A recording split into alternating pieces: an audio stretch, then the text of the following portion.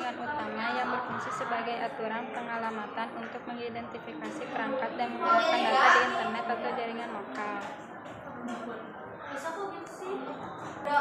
Setiap perangkat komputer, smartphone, dan lain-lain yang terhubung ke jaringan memiliki alamat unik atau IP address agar bisa saling berkomunikasi, mengirim dan menerima data secara efisien.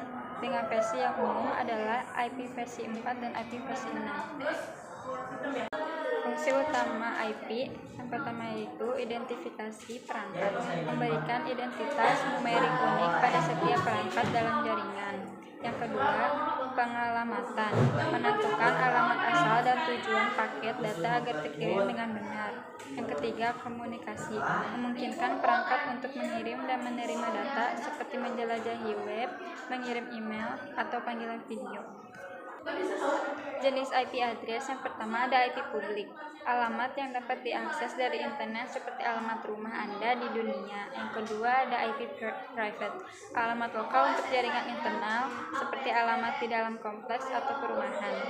Yang ketiga IP statis, alamat tetap yang tidak berubah biasanya untuk server. Yang keempat IP dinamis, alamat yang berubah-ubah secara berkala dialokasikan oleh ISP atau penyedia layanan internet.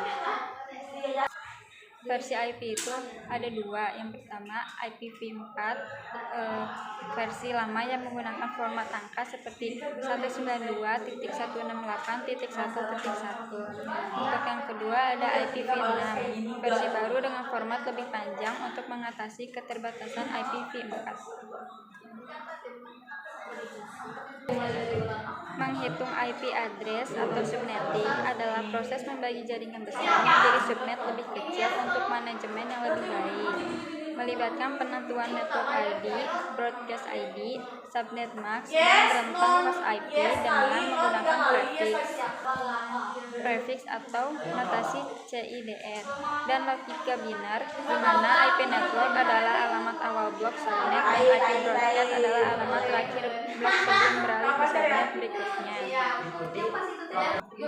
Langkah-langkah cara kerja IP address yang pertama, pengalokasian alamat. Saat perangkat terhubung ke internet atau jaringan, ia meminta alamat IP dari router atau ISP penyedia layanan internet. Protokol seperti DHCP biasanya otomatis memberikan IP dinamis atau bisa diatur manual IP statis. Yang kedua, pembagian data. Informasi yang dikirim, misal klik, link, kirim email, dipecah menjadi bagian kecil yang disebut paket data. Yang ketiga, penambahan header. Setiap paket dari amplop berisi alamat IP sumber atau pengirim dan alamat IP tujuan penerima.